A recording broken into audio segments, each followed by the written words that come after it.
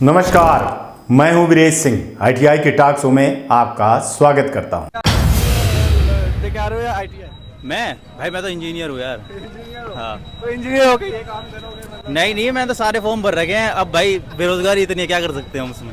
10th दे के आ रहे हो या आईटीआई?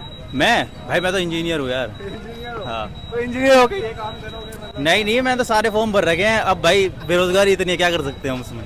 10th दे के आ रहे हो या आईटीआई?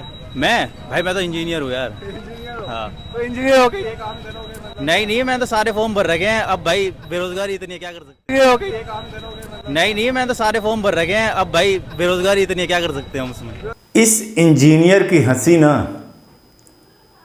बहुत बड़ी चीज कह रही है। और ये अश्वनी वैष्णव जी, जब हम ग्रुप डी का मुद्दा उठा रहे थे तब मैंने आपको लेटर और ईमेल में किया था, और क्या जवाब भी आया था आपका। चलिए ठीक है, उस पर अभी बात नहीं करेंगे, फिर किसी दिन करेंगे। क्योंकि अब हमको मौका मिल गया है, क्योंकि अब जो भी कुछ होगा कोर्ट में कि नहीं होगा, क्या होगा, मैं उस पर बात नहीं करता हूँ। पर आज मैं बड़े मुद्दे को लेकर के आया हूँ कि ये साहब जो बोल रहे हैं इसके बारे में गंभीरता से लेने की बात है। और मैं जो गंभीरता ले रहा हूँ अपने आईटीआई के लिए ले रहा हूँ। आईटीआई वर्सेस इंजीनियर भी ग्रुप डी में है। आईटीआई वालों की मेहनत का मजाक क्यों सा है। आज की कहानी दर्द की है, निराशा की है, और उन लाखों आईटीआई युवाओं की है जो दिन रात मेहनत करते हैं, लेकिन सिस्टम उन्हें वही नहीं देता जिसके वे हकदार होते हैं। आईटीआई वाले लड़ रहे थे अपनी पहचान के लिए, और यहाँ इंजीनियरिंग कर चुके युवा भी जो है तो ग्रुप डी के लिए परीक्षा देने के लिए मजबूर हो रहे थे, है ना। यहाँ मजबूर शब्द कह रहा हूँ। ये सिर्फ एक खबर नहीं है या मुद्दा भी नहीं है, यह देश के स्किल सिस्टम की सबसे दर्दनाक तस्वीर है। एक आईटीआई के छात्र जो है तो हमसे बात करता है और वो अपनी कहानी बता रहा है। साहब, जो मैं आपको बता रहा हूँ वो रोज़ पढ़ता है। और ये कहानी सिर्फ एक लड़के की नहीं, ये राहुल है, जो कि एक सामान्य जगह उत्तर प्रदेश का एक छोटे से कस्बे में रहता है। घर में पहली बार निकल कर के इलाहाबाद आया था पढ़ने के लिए। उम्मीद थी, उसने सुना था कि आईटीआई कर लेंगे, कुछ सीख लेंगे तो सरकारी नौकरी पक्की है, लेकिन हकीकत कुछ और निकली। राहुल ने सोचा था कि आईटीआई के बाद ग्रुप डी की परीक्षा होती है, छोटी सी परीक्षा होती है, छोटा सा जो है तो लेवल होता है, चलो इसको एग्ज़ाम दे लेते हैं। लेकिन भर्ती रुकी रही, पद भी खाली रहे और उसका इंतज़ार बढ़ता गया।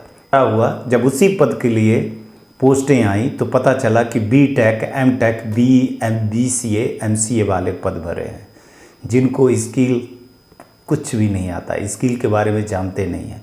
राहुल पूछता है कि अगर इंजीनियर ही सब काम कर लेंगे तो हमें आईटीआई क्यों करवाया गया। हमारी सालों की मेहनत किस काम की है। उसकी आंखों में वो दर्द है जिसे ना सरकार देख रही है और ना ही सिस्टम देख रही है। युवाओं की भीड़ बढ़ती चली जा रही है, लेकिन सूट बूट पहन करके आए इंजीनियर वहीं फटे जूते पहन करके आए आईटीआई के गरीब छात्र, वो आज इस हाल में हैं। साहब देख लीजिए, इंजीनियर भी ग्रुप डी में पहुंच गए हैं, और वो आईटीआई वाले हैं जो असल में ये तकनीकी काम जानते हैं।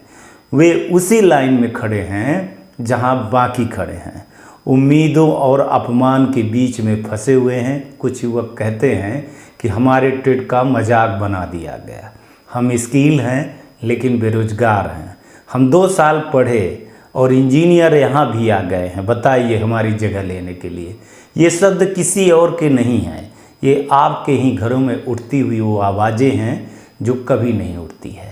ये उन बच्चों की पुकार है जिन्होंने आईटीआई में दाखिला लेकर के देश का कारीगर बनने का सपना देखा था, लेकिन आज वो खुद ही ठगा महसूस कर पा रहे हैं और उनको ये लग रहा है कि हमारे साथ धोखा हुआ है। ये सिर्फ नौकरी की समस्या नहीं है, यह एक सम्मान की समस्या है। एक आईटीआई छात्र सिर्फ नौकरी नहीं चाहता, वह चाहता है कि उसकी स्किल, उसकी मेहनत, उसकी पहचान को जो है तो कद्र मिले। सा है, लेकिन जब सिस्टम उसी इंजीनियर के मुकाबले में खड़ा कर देता है तो उसका आत्मविश्वास टूट जाता है। जब देश का कारीगर अपने ही देश में बेरोजगार बैठे, जब आईटीआई वाला अपने ही घर वालों को जवाब ना दे पाए और जब इंजीनियर ग्रुप डी में बैठ जाएं, तो इसका मतलब क्या है? तो इसका मतलब साफ साफ ये है कि सिस्टम ने कहीं ना कहीं पर आईटीआई वालों का साथ छोड़ दिया है। आज सवाल सिर्फ इतना ही नहीं है कि इंजीनियर ग्रुप डी क्यों दे रहे हैं, सवाल ये भी है कि आईटीआई वाले कब तक अन्याय सहेंगे, उनकी स्किल का सम्मान कौन करेगा और सरकार कब जागेगी।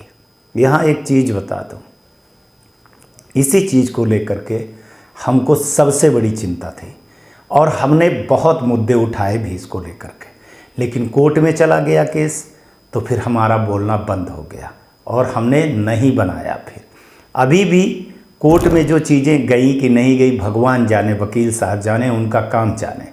हमारा काम रहता है न्यूज़ दिखाना, न्यूज़ में दिखाता हूँ।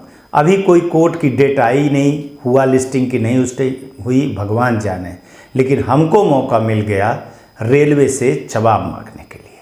तो मैं ये मुद्दा उठा रहा हूँ, रेलवे मंत्री से मैं पूछ रहा हूँ कि इस देश में अगर यही आलम है तो फिर भाई साहब आईटीआई वाले क्या करें, आईटीआई वाले स्टूडेंट। मैं ये नहीं कह रहा हूँ साहब कि डीजीटी ये कहती हो या रेलवे कहती हो कि आईटीआई कर लीजिए, हम सबको नौकरी दे देंगे।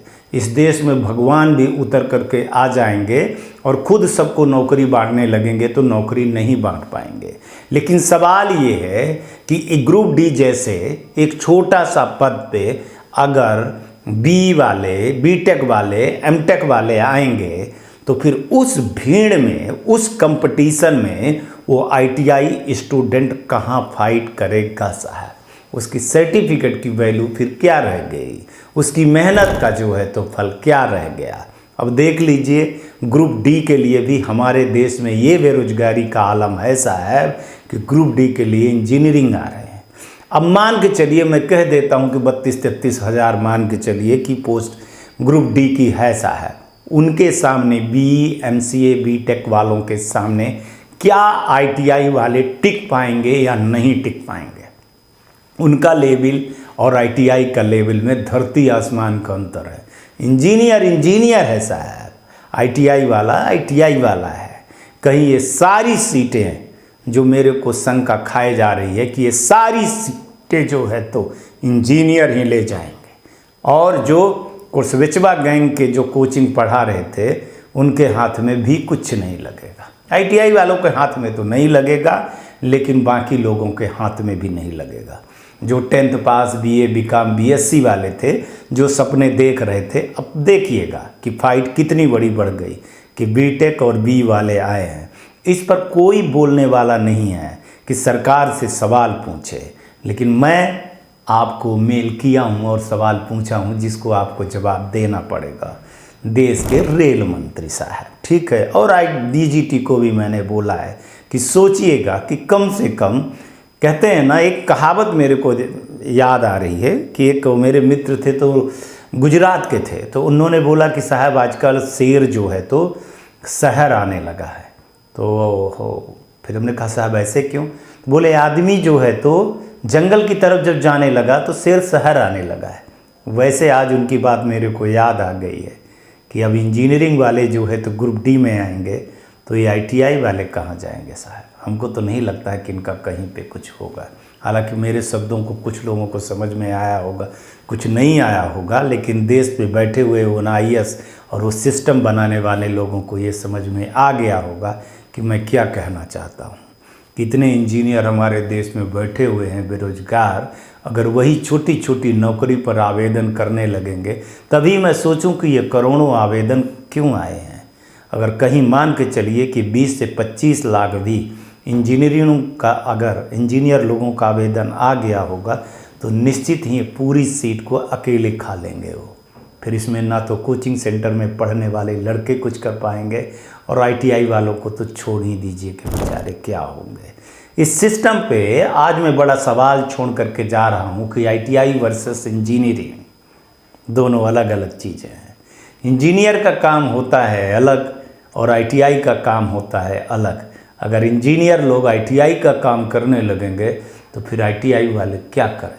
फिर बंद कर दीजिए साहब, ये हूँ फूँ करना बंद कर दीजिए, डीजीटी को भी बंद कर दीजिए और सारी चीज़ें लगा दीजिए। कम से कम कुछ नौकरियों में जहाँ पे हो, अगर इंजीनियरिंग के लिए है तो वहाँ सिर्फ इंजीनियरिंग अप्लाई करें, नॉन इंजीनियरिंग हो तो नॉन इंजीनियरिंग करें, और जो टेक्निकल वाला है ना वो टेक्निकल में कम से कम आप आईटीआई को भर दीजिए।